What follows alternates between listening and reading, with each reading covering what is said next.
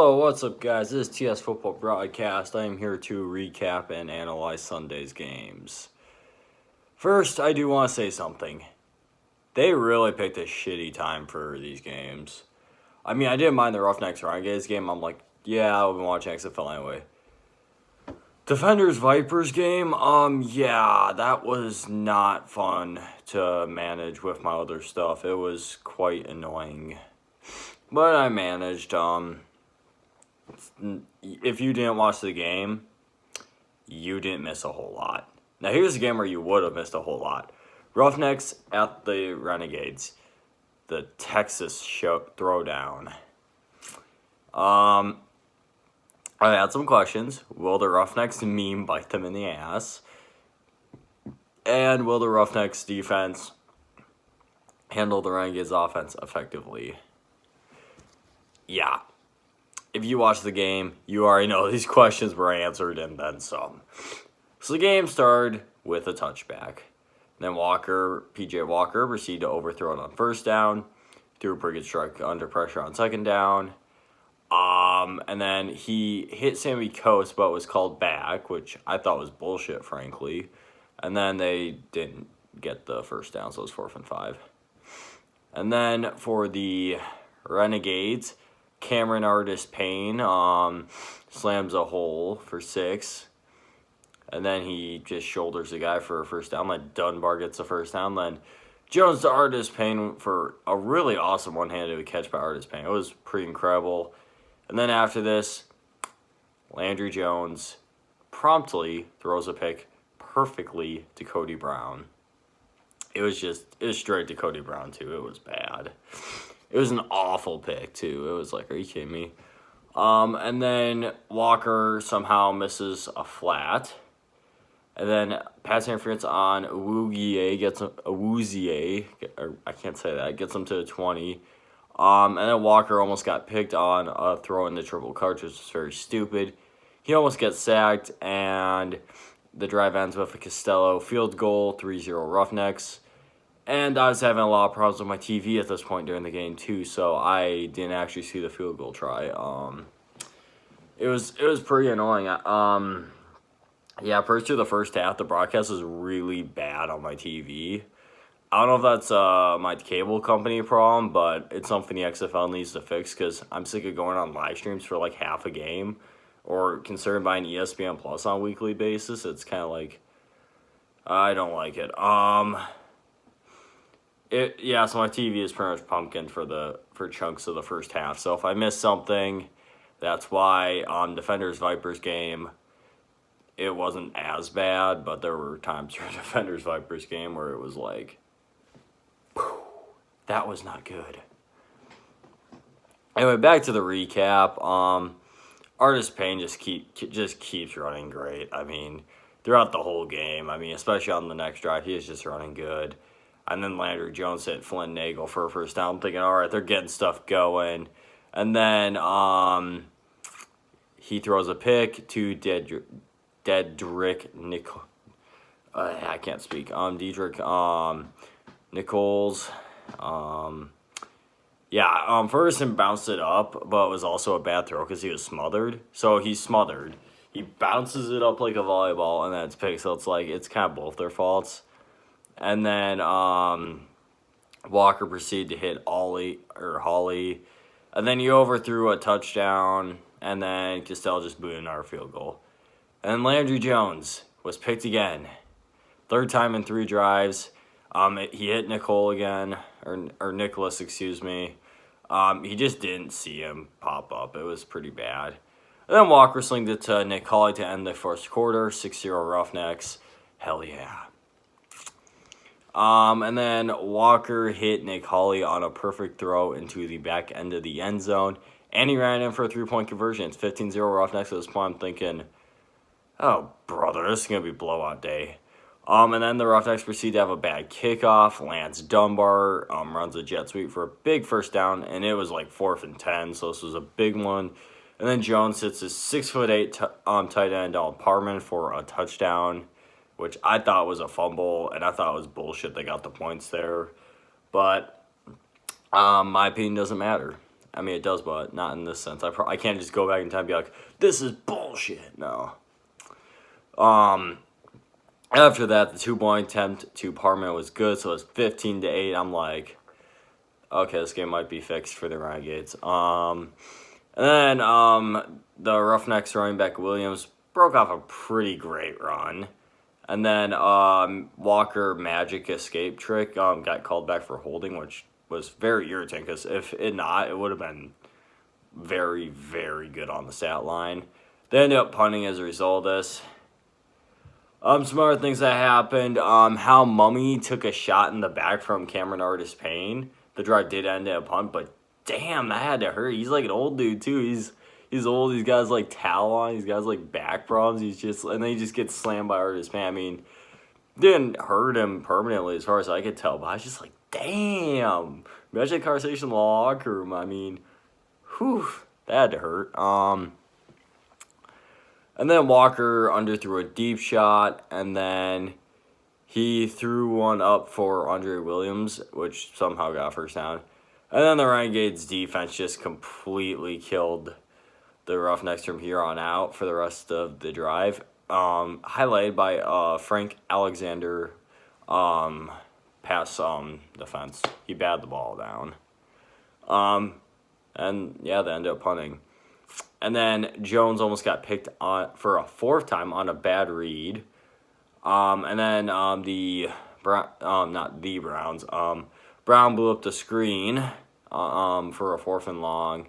And then automatic Austin McGinnis got the Roughnecks, Renegades threw more points on a 46-yard field goal, 15-11 Roughnecks. And then Butler ran for a first, and then Walker made a stupid move by crossbody throwing it. It was almost picked. And then he sidearm it by a borderline pass interference play. It's like, with the way they were throwing flies, I'm like, okay, call that one as pass interference at least be fucking consistent. And then a 60-yard attempt, 10.5, was missed terribly by Costello, but it was a pretty big return by the Renegades. So 15-11 going to half. I was like, okay, how are the Roughnecks going to adjust? Are the Renegades going to ever stop turning the ball over? And how crazy is the second half going to be this week? All these questions were answered. Artis Payne turned a 6-yard loss into a 2-yard gain to start the half. Landry Jones checked it down, and then they punted. And then P.J. Walker's pass did get batted down by Frank Alexander again. And they hit Butler flat for a couple. And then he hit Sammy Coates on a dime. Walker had a deep ball batted down by Deshaun Phillips. And then he hit Smith for a pick. And then on the next drive, Landry Jones somehow overthrew a 6'8" tight end. Like, how do you throw Donald Parman? He's 6'8". I don't know how you overthrow him. So yeah, I have a lot of opinions of Landry Jones after this game, in case you can't tell. And then Walker just started escaping. He went running back mode and shouldered the dude. And then he lobbed it to Hawley, which was almost, is to Hawley as a completion is 22 yards. But it was almost picked by the undercut. If that guy could have jumped a little higher or his cut was a little deeper, yeah, I think that's what I meant, deeper, he would have gotten the pick. So I thought that was a really risky throw, but it worked out because the guy cut wrong. It could have been picked, though. It almost should have been. If there was better core there, it would have been. And then Blake Johnson got a touchdown on a quarter route, and then they go for a 3 again, and it doesn't work. So it's 21-11 Roughnecks. And then Jones hit Parman for a first down. He hits Flint Nagel on the post. Things are going well. He even hits Dunbar on a screen, which almost gets in a touchdown. And then Nagel catches it a yard toward the end zone, and then Dunbar just pounded it in. And then they even get the 3-point conversion to Nagel. It's 21-20 Roughnecks. I'm like, oh my God, here we go. This is the Texas throwdown. And then the half ended with Walker hitting Hawley on RPO for a first down. End of the third, it's 21-20 Roughnecks. Now, how does this end up going? Jones, a sack, fumbled, and it is recovered by Robinson, and he runs it in for a touchdown. And then Alexander tips the 2-point conversion. So it's 27-20 Roughnecks. And then a Walker sack forces another punt.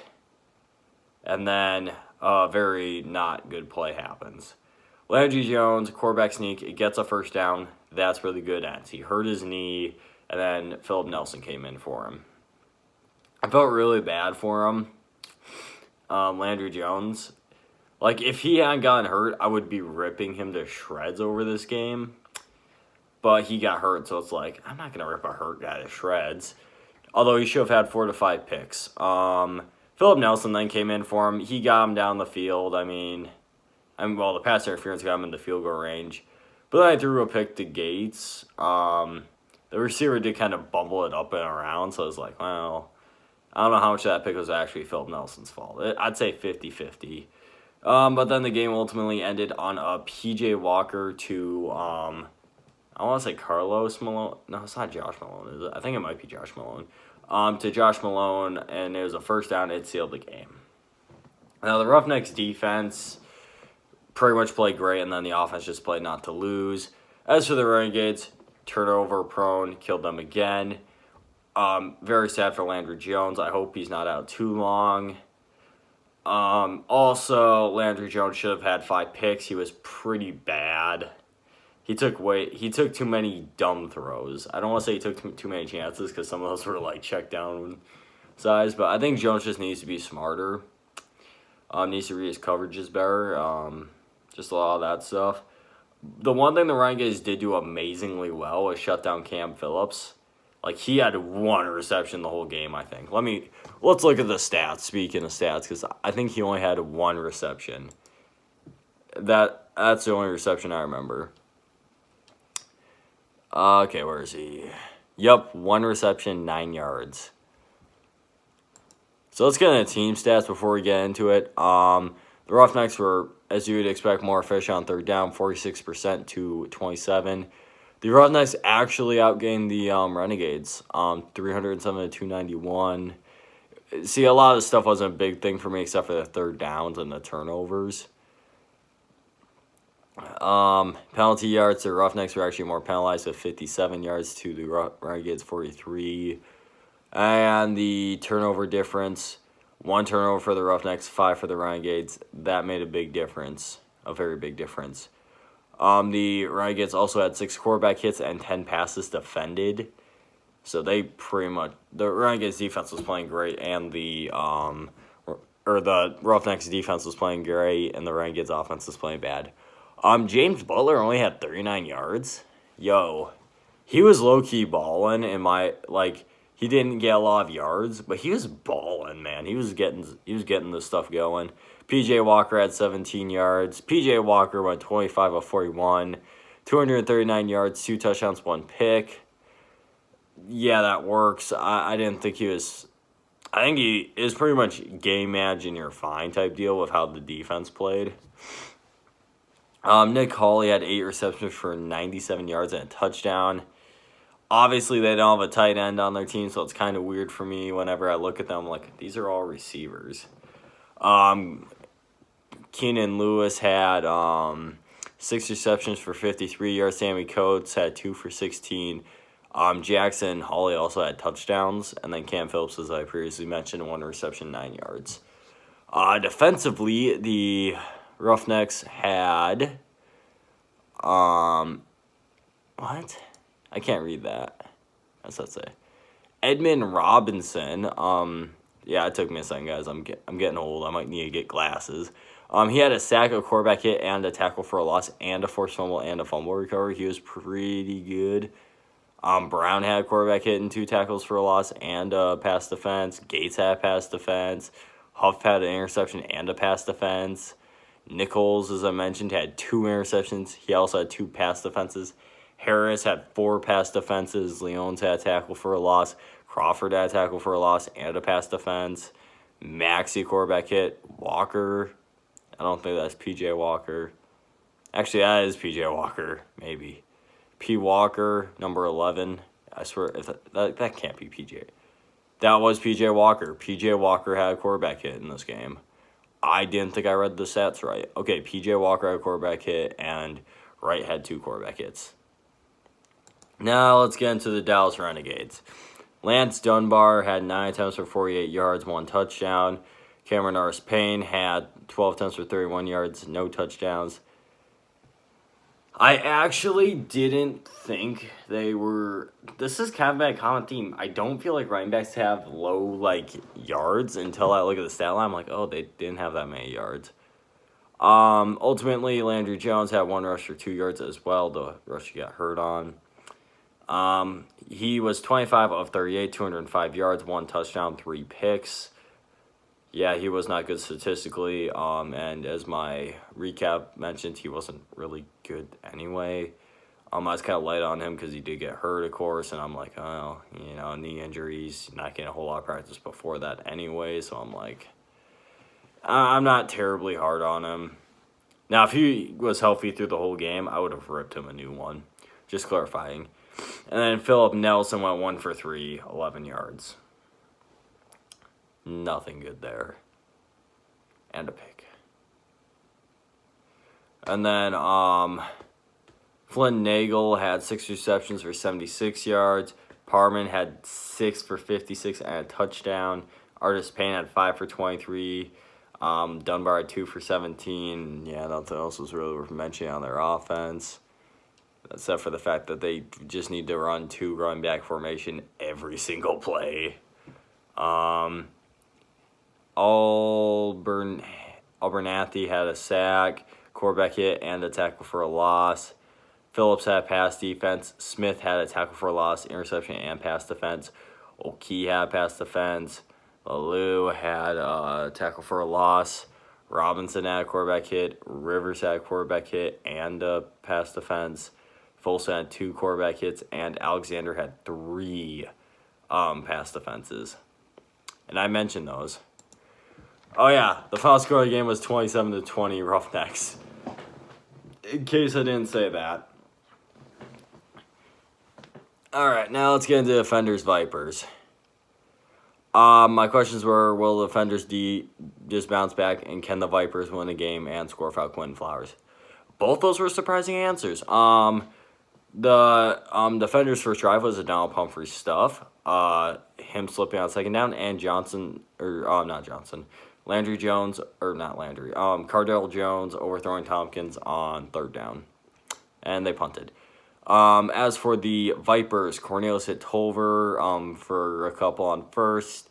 Damian Smith just ran it for a bundle on second, and then he threw it to Tolver again for a first, and then he wildly overthrew it on first down. They ran it for a first, which was kind of nice. I'm like, okay.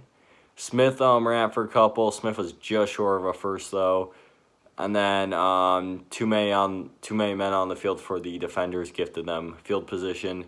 The run got stuffed. Taylor Cornelius, even though it got stuffed, had a beautiful block. He just, full on, it was an awesome block. You had to see it. Then Patrick ran for a first down. Then a swing pass occurred to Patrick. It was on a jump, too, and it was good for 9. And then Jerkees Patrick just capped the drive off of a touchdown run. And it was searched in by the O-line. And then the 1-point conversion on Damian Smith run was good, make it 7-0 Vipers. At this point, I'm sitting here that's actually what I was like. This game was very shocking from this point on. Cornelius missed a shot, which is not shocking. Then he threw a shovel for a first down to Smith. Patrick had a huge play, almost fumbled the ball but they got into the 5. And then as another Vipers touchdown, and then they pissed away a good 1-point attempt, make it 13-0 Vipers. And then DC drove down the field, got blocked. Vipers showed them how it done, got a field goal. Cornelius had a great crossing route completion in the third quarter, and ultimately the game ended 25-0. You may be wondering, why is this analyst way shorter? It's because I, listened to most of this game, so it was hard for me to write notes. So my notes are a lot shorter on this game, and also I'm kind of experimenting of how in-depth I should go with these. And this game was a shutout, so I don't feel like I need to say as much in a shutout. That was just kind of bad. I mean, there's a lot of missed opportunities by the Defenders, and it was kind of flat for them. They got ran down by Jerkees Patrick and Darnell Smith. And then I do have to mention this. Jones said Tompkins should be benched. It was a hot take. I think they'll sort it out, but there's going to be more attention for the defenders, and overall, just a really porous game by them. Missed a lot. I mean, they're just ineffective. That's probably a better way to say it. They were just so bad. I mean, it's not like they're penalized a ton. I'd say third down is kind of the difference maker. Hold on. I'd say third down is really the difference maker for them. I mean, they went 2 for 10, which is 20%. Vipers only went 30%. But here's what did them in now that I'm looking at some of this. 107 yards, 6 first downs. Vipers, 447 yards, 29 first downs. The Vipers actually looked pretty good from what I watched, because I did have to listen to parts of this game, as I said. 1, because my TV is pumpking, and 2, because I got shit to do at 8 o'clock on a Sunday night rather than watch XFL, sadly. Yeah, it was pretty bad. It's not like the defenders had too many turnovers here. It's 1-1. One defender, one Viper. I mean, the Vipers did have 4 quarterback hits to the defenders, 2. 1 pass defended to 4. I mean, statistically, you'd think, huh? So anyway, the game finished. Humphries had 7 attempts for 34 yards. Nick Brossat had 6 attempts for 12 yards, no touchdowns. Cardero Jones went 9 for 22, 72 yards, no touchdown, 1 pick. And then Tyree Jackson went 1 for 2, 3 yards, no and no. Receiving totals, as you'd expect, this was not pretty.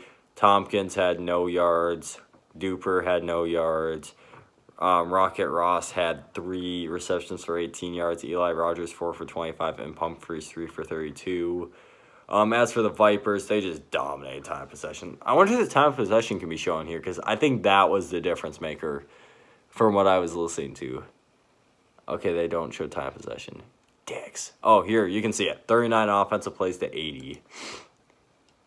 All right, so as for the defenders' defense, no sacks, 2 quarterback hits, 1 from Bromley, 1 from Moore. And Bigelow had tackles for a loss. Moore also had an interception and a pass defense, while Thurman had a forced fumble, which was the fumble I previously mentioned. As for the Vipers, Darquise Smith, 24 attempts, 122 yards. A beautiful outing. I think that's an XFL record for rushing yards. Jarquise Patrick had 21 attempts for 108 yards and a touchdown. Taylor Cornelius had 4 attempts for 36 yards and a touchdown. I was really surprised about Cornelius running, and that's kind of the thing I missed, was seeing Taylor Cornelius run, because I was like, oh, this is kind of cool. I wish I could have seen more of this, but yeah, I had to listen to it. Taylor Cornelius went 24-31, 211 yards, 1 touchdown, 1 pick. Was pretty pedestrian, but he could have been fucking awful and probably won this game by how bad the defenders played and how bad they got tooled. Williams had 7 receptions, 72 yards. Silver had 4 for 45.